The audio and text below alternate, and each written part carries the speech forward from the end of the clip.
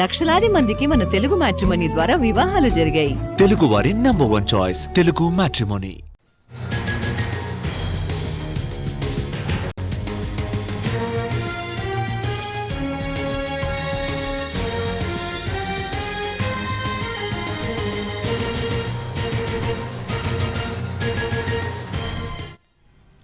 ఈ రోజు సాయంత్రం టీడీపీ పొలిట్ బ్యూరో భేటీ ఉండడంతో మంత్రి లోకేష్ వరుస సమావేశాలు నిర్వహిస్తూ వస్తున్నారు. కాసేపట్లో పార్టీ సీనియర్ నేతలతో ఆయన భేటీ కాబోతున్నారు. రాష్ట్ర కమిటీలో మార్పులు, మహానాడు నిర్వహణ, తాజా రాజకీయ పరిణామాలపై చర్చించనున్నారు. సాయంత్రం 4 గంటలకు సీఎం చంద్రబాబు అధ్యక్షతన పొలిట్ బ్యూరో సమావేశం కానుంది. ఈలోపు ముఖ్య నాయకులతో లోకేష్ సమావేశాలు నిర్వహిస్తూ వస్తున్నారు. దీనికి సంబంధించి పూర్తి అప్డేట్ మా ప్రతినిధి ప్రసన్న లైవ్ లో అందిస్తారు.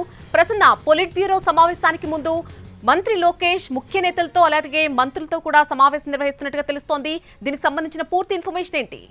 టీడీపీ కార్యాలయంలో ప్రధానంగా మంత్రులు అదేవిధంగా పార్టీ సీనియర్ నేతలతో మంత్రి లోకేష్ సమావేశం నిర్వహిస్తున్నారు. ఈ సమావేశంలో ప్రధానంగా మహానాడుకు సంబంధించి చర్చ జరుగుతుంది.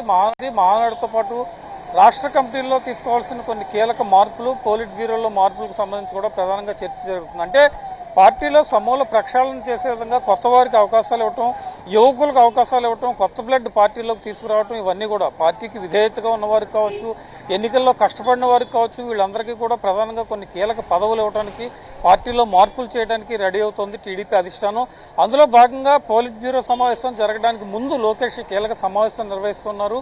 ఈ సమావేశంలో తాజా రాజకీయ పరిణామాలన్నీ కూడా ప్రధానంగా చర్చకు రానున్నాయి. కడపలో మహానాడు నిర్వహణకు సంబంధించి కూటమి ఏడాది పాలనలో మంత్రులు ఏ అంశాల మీద ప్రధానంగా దృష్టి పెట్టారు, అదేవిధంగా భవిష్యత్తులో పార్టీని ముందుకు తీసుకెళ్లాలంటే ఎలాంటి కార్యాచరణ అమలు చేయాలి, కూటమిలో ఉంటుండే తెలుగుదేశం పార్టీ ఏ రకంగా ముందుకెళ్లాలి, ఈ విషయాలన్నీ కూడా ప్రధానంగా చర్చకు వస్తాయి.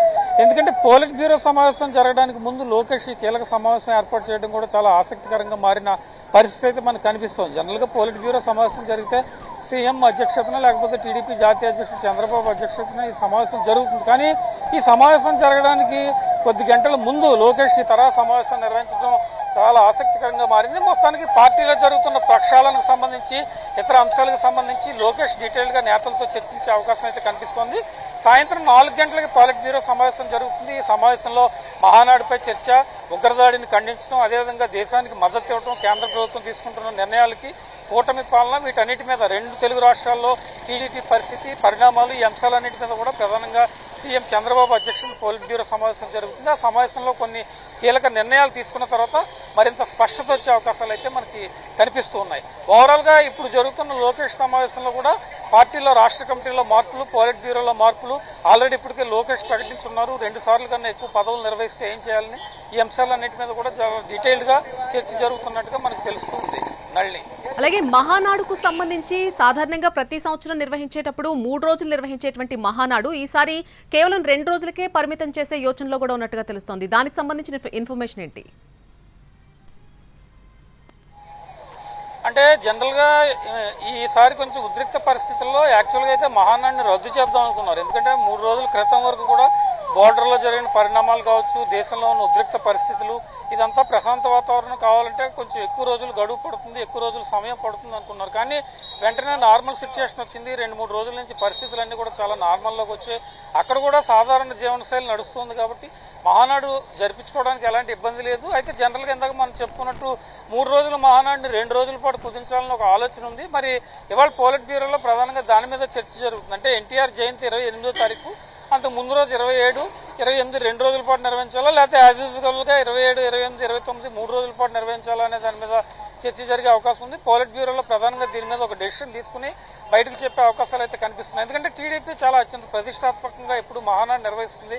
ఇప్పుడు అధికారంలో కూడా ఉంది. 1 ఇయర్ పూర్తవుతోంది ఆల్రెడీ, జూన్ 12వ తారీఖు. కాబట్టి చాలా ప్రతిష్టాత్మకంగానే ఈ కార్యక్రమం నిర్వహించాలని ప్లాన్ చేస్తోంది. బహుశా అది 2 రోజుల 3 రోజులు అనేది అఫీషియల్గా పోలిట్ బ్యూరోలో చర్చించిన తర్వాత మనకు తెలిసే అవకాశం అయితే ఉంది. నళిని, అలాగే కొత్త వారికి ఛాన్స్ ఇచ్చే యోచనలో భాగంగా 3 సార్లు కంటే 2 సార్ల కంటే ఎక్కువగా పదవులు అనుభవించిన వారు వారి పదవులను త్యాగం చేయాలి అనేటువంటి ఒక యోచన కూడా పెట్టినట్టుగా తెలుస్తోంది. దాని మీద కూడా ఈరోజు చర్చ ఉండే అవకాశం ఉంది పొలిట్ బ్యూరో మీటింగ్ లో. అందుకే మంత్రి లోకేష్ ముందుగానే సీనియర్ నాయకులతో, ముఖ్యమైనటువంటి నాయకులతో భేటీ అవుతున్నారని చెప్తున్నారు. దానికి సంబంధించిన ఇన్ఫర్మేషన్ ఏంటి? అంటే ఆల్రెడీ మంత్రి లోకేష్ ఇప్పటికే దాని మీద ఒక స్పష్టమైన ప్రకటన కూడా చేస్తున్నారు. 2 సార్లు లేకపోతే 3 సార్లు అంతకన్నా ఎక్కువ సార్లు పదవులు అనుభవించిన వారు పోలిట్ బ్యూరోలో ఉన్నా, రాష్ట్ర కమిటీలో ఉన్నా, ఇతర పదవుల్లో ఉన్నా, అంటే పార్టీకి సంబంధించి తప్పుకోవాలని ప్రధానంగా చెప్పడం జరిగింది. అయితే డిమోషన్ అయినా ఉండాలి, లేకపోతే ప్రమోషన్ అయినా ఉండాలి. అంతేగాని ఒకే చోట పదవులు ఉంటే కనుక కొత్త వారికి అవకాశాలు రావు, మిగిలిన యంగ్ బ్లడ్ కూడా అవకాశం వచ్చి పరిస్థితి తక్కువగా ఉంటుందని చెప్పడం జరిగింది. ఇందులో భాగంగానే ఇప్పుడు పాలిట్ బ్యూరోలో మనం చూసుకుంటే యనమల రామకృష్ణుడు ఉన్నారు, సోమిరెడ్డి చంద్రమోహన్ రెడ్డి ఉన్నారు, వరల రామయ్య ఉన్నారు, అదేవిధంగా అనిత ఉన్నారు, కొంతమంది కీలక నేతలు పోస్పాటి అశోక్ గజపతిరాజు, ఇలా సీనియర్ నేతలు చాలా మంది పాలిట్ బ్యూరోలో ఉన్నారు. వీళ్ళందరూ కూడా ఇప్పుడు గోరెంట్ల బుచ్చి చౌదరి బాగా సీనియర్, ఆయన పాలిట్ బ్యూరోలో ఉన్నారు. చాలా లాంగ్ స్టాండింగ్ గా పాలిట్ బ్యూరోలో కంటిన్యూ అవుతున్న పరిస్థితి. వీళ్ళందరికీ కూడా లోకేష్ గతంలోనే చెప్పారు, పార్టీని సజావుగా ముందుకు తీసుకెళ్లాలన్నా, పార్టీలో యువరక్తం రావాలన్నా 2-3 సార్లు పదవులు చేసిన వాళ్ళు ఖచ్చితంగా పక్కకి వెళ్తే కనుక వేరే వాళ్ళకి అవకాశం వస్తాయి. దీంతో పాటు లోకేష్ టీమ్ ఫుల్ ఫ్లెడ్జ్డ్ గా ఈసారి లోకేష్ టీమ్ పర్టికులర్ గా ఏర్పాటు చేయడం జరుగుతుంది.